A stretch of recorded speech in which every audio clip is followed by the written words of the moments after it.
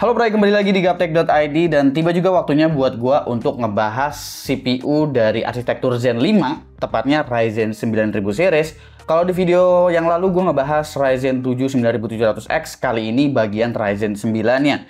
Yang kedatangan di gua ini adalah AMD Ryzen 9 9950X. Untuk arsitekturnya dia menggunakan arsitektur Zen 5 dan untuk konfigurasinya seperti apa mengenai arsitektur ini, silahkan kalian nonton liputan gua yang ada di Computex dan juga liputan di AMD Tech Day yang ada di Los Angeles itu. Ya, jadi kita bakalan fokus untuk ngebahas spesifikasi dari CPU ini dan juga performa dari CPU ini seperti apa. Untuk spesifikasi dari Ryzen 9 9950X itu sebetulnya nggak terlalu berbeda jauh dari pendahulunya, yaitu adalah Ryzen 9 7950X. Dia masih sama-sama punya 16 core, 32 thread, dengan maksimum boost di 5,7 GHz. Bahkan base clock-nya itu lebih rendah di 4,3 GHz. L2 cache dan L3 cache-nya itu masih sama ya. L2 cache-nya ada di 16 MB, sementara L3 cache-nya ada di 64 MB. Untuk rating TDP-nya juga masih sama di 170 Watt, tapi yang menarik di sini adalah di bagian PPT-nya, yaitu Package Power Tracking, yang mana biasanya TDP 170 Watt dari AMD itu PPT-nya di 230 Watt, tapi untuk CPU yang satu ini dia PPT-nya ada di angka 200 Watt aja. Tentunya CPU ini masih memiliki TJ Max di 95 derajat Celcius, yang berarti operating temperatur di angka tersebut itu masih dianggap normal. Menggunakan soket AM5, kalian bisa menggunakan chipset 600 ataupun 800 series yang akan datang. Untuk harga dari Ryzen 9 9950X ini ada di angka Rp11.799.000. Angka ini sebetulnya udah berdekatan dengan Core i9 14900K, salah satu CPU yang memang paling top dari Intel mainstream saat ini, tepatnya di LGA 1700. Sebenarnya masih ada yang di atasnya lagi, yaitu 14900KS yang harganya ada di angka 12 juta rupiah. Jadi si Ryzen 9 9950X ini penempatan harganya itu sebetulnya di antara 14900K dan juga 14900KS. Dan tentunya ini juga bakalan bertabrakan dengan Ryzen 9 7950X, yaitu adalah generasi pendahulunya yang menggunakan arsitektur Zen 4. Tapi di video kali ini gua nggak membandingkan si Ryzen 9 9950X-nya dengan si 7950X, tapi gua akan bandinginnya dengan Core i9 14900K, yang mana untuk konfigurasinya nanti gue bakalan menggunakan Intel Default dan juga Power Limit Unlock. Ini dikarenakan AMD rasanya memang pengen ngelawan si Core i9 14900K, tapi dengan catatan efisiensi yang memang sangat-sangat ditekankan pada arsitektur Zen 5 ini, seperti yang udah kita lihat di Ryzen 7 9700X. Nah, untuk sistem pengujiannya, gue masih menggunakan testbed yang sama, yaitu menggunakan B650E Aorus Elite X-AX untuk platform AMD. Sementara untuk platform Intelnya itu menggunakan Z790 Aorus Master X dengan GPU RTX 4080 Super Aorus Master. Menggunakan RAM DDR5 6000 MT/s CL36 dan power supply-nya yaitu GB UD1000GM. Metode pengujiannya untuk AMD di sini gue bakalan pakai default dan juga PBO plus ada tuning sedikit nanti, dan untuk Core i9 14900K-nya itu gue menggunakan Intel Default Performance dan juga Power Limit Unlock. Catatan juga ya di sini untuk motherboard Intelnya gue belum update microcode ke versi 129. Jadi microcode-nya masih versi paling terakhirnya itu di 125 microcode-nya. Karena pada saat gua menguji si Core i9 14900K-nya itu memang update-nya belum keluar. Tapi karena Core i9 14900K gua di sini nggak ada permasalahan sama sekali, jadi seharusnya nggak ada perbedaan apapun kok, baik itu untuk profile Intel default-nya ataupun power limitnya ketika dilepas. Oke, sekarang kita masuk ke chart benchmark-nya. Mulai dari Cinebench R23, di sini Ryzen 9 9950X memiliki skor multicore di angka 41.600 sekian. Angka segini itu udah setara dengan Core i9 14900K yang power limitnya udah dilepas. Di sini Ryzen 9 9950X memiliki skor multicore di angka 41.600 sekian. Angka segini itu udah setara dengan Core i9 14900K yang power limitnya udah dilepas. Ketika menggunakan PBO, skornya itu naik menjadi 45.000 sekian.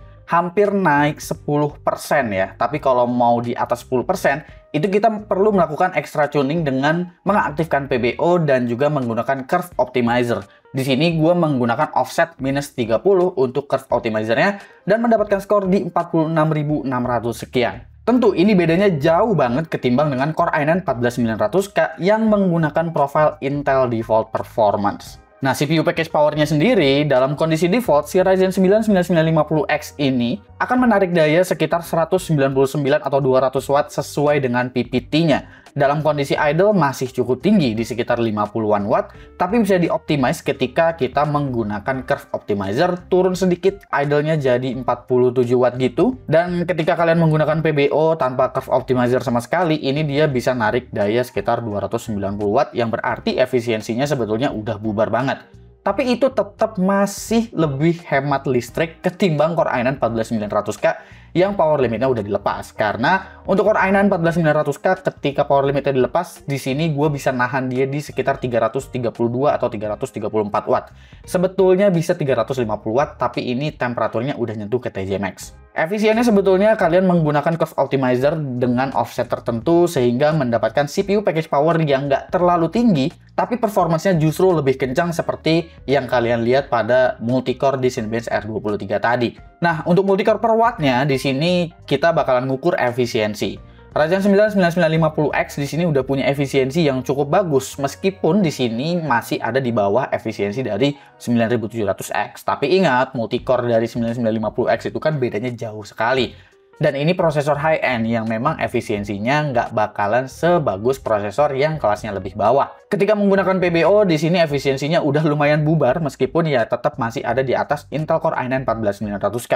Baik dalam kondisi default performance ataupun dengan power limit yang dilepas. Power limit yang dilepas itu udah bubar banget deh. Idealnya sih kalau memang kalian mau bener-bener gaspol remblong, ya tentu kalian menggunakan curve optimizer tadi. Dengan begitu, CPU temperaturnya juga bakalan jadi jauh lebih beres. Ketika menggunakan PBO, si Ryzen 9 9950X-nya ini udah nyentuh ke TJ Max-nya di 95 derajat Celcius. Dengan idle temperatur yang juga cenderung tinggi di 50-an derajat Celcius.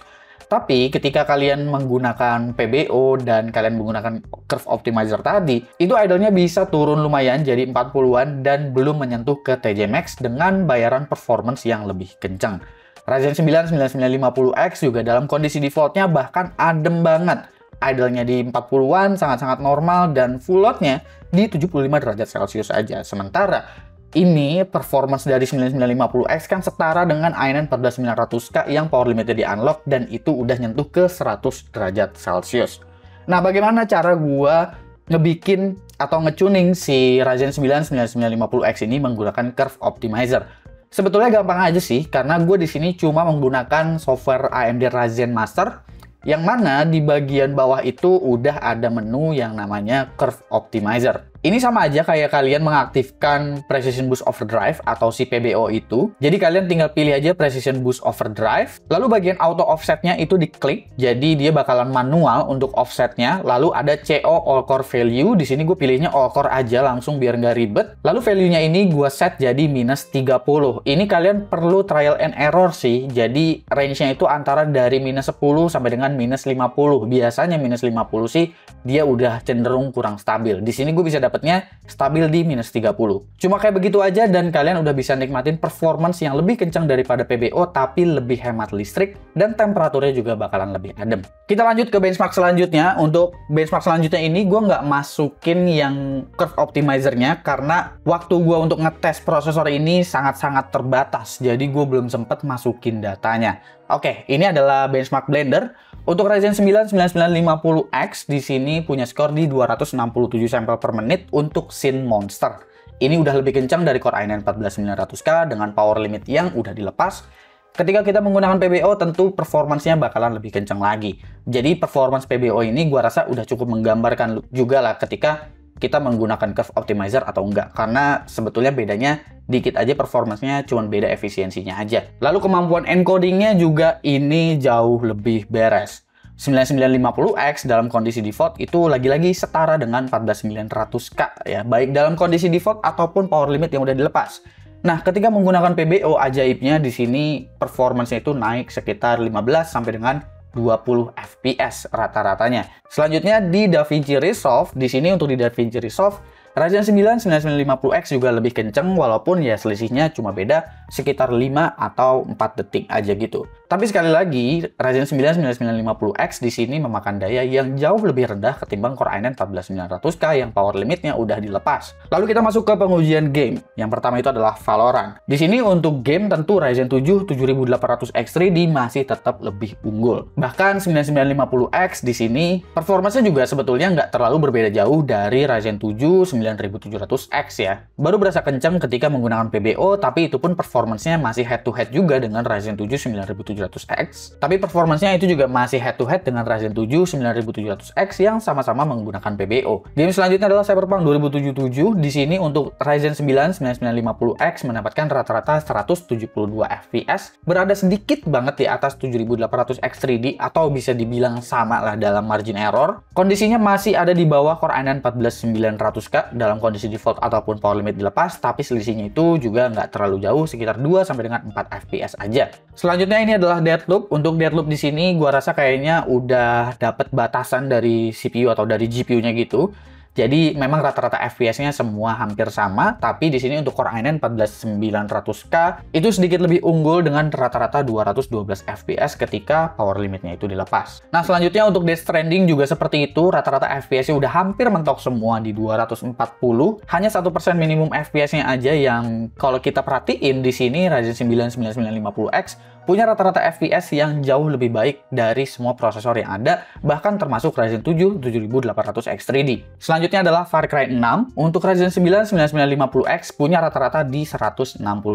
Ini angka yang sama persis ketika gua tes Ryzen 7 9700X. Jadi performanya hampir nggak ada beda, terkecuali PBO-nya itu diaktifkan. Baru dia bakalan mirip-mirip performanya kayak 7800X3D. Selanjutnya adalah Horizon Zero Dawn. Untuk Horizon Zero Dawn di sini Ryzen 9 9950X memimpin dengan rata-rata 240 FPS.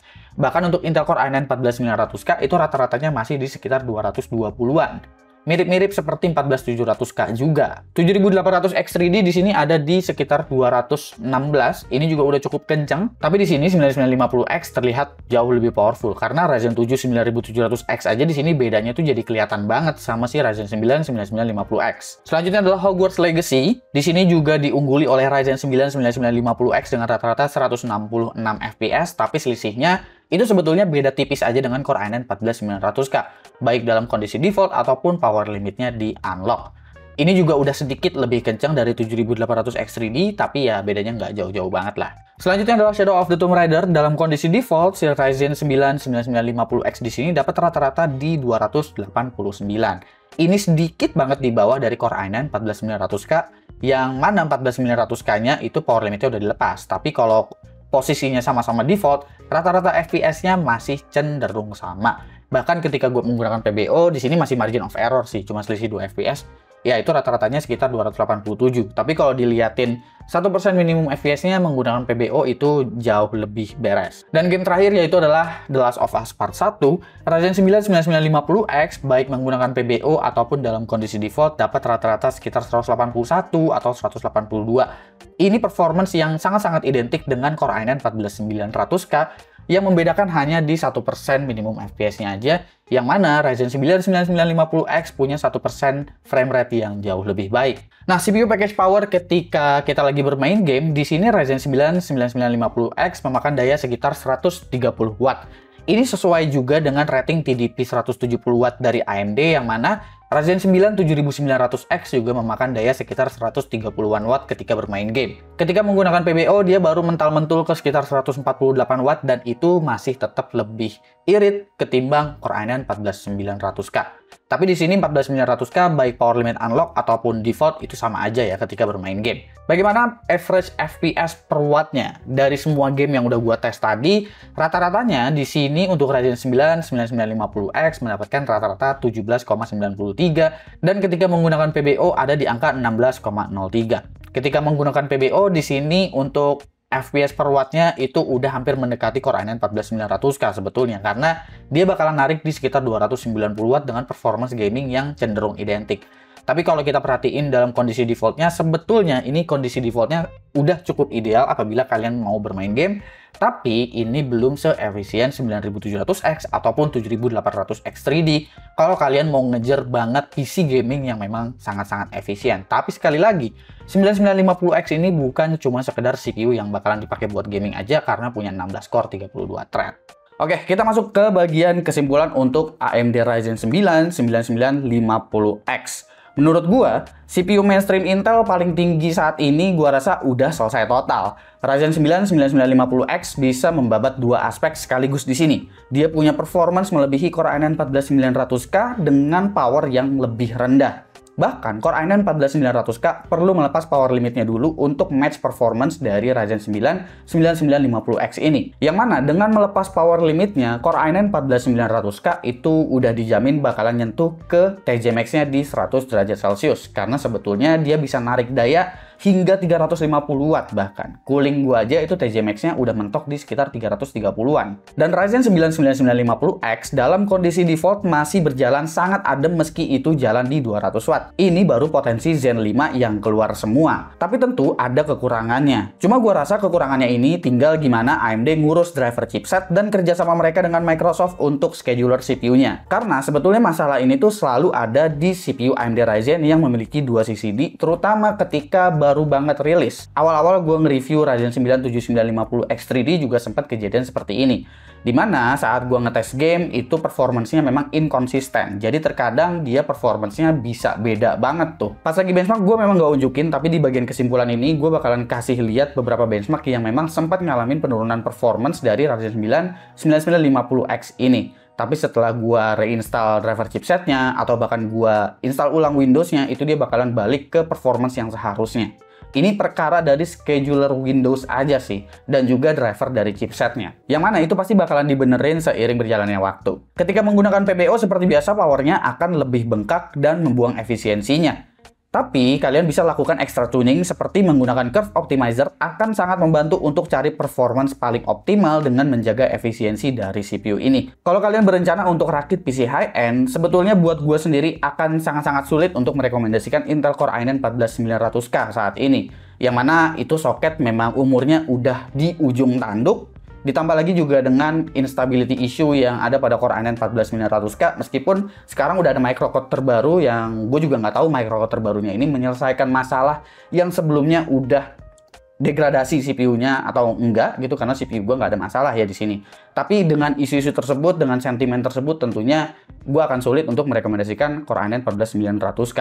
Tapi gue bisa merekomendasikan si Ryzen 9 9950X ini semisal kalian itu mau rakit PC high-end, karena ini harganya nggak terlalu beda jauh kok dari Core i9 14900K, dan ini harganya masih tetap di bawah CPU kelas yang paling atas banget dari Intel saat ini ya untuk di platform mainstream, yaitu 14900KS, dan punya performance yang seharusnya Zen 5 seperti ini.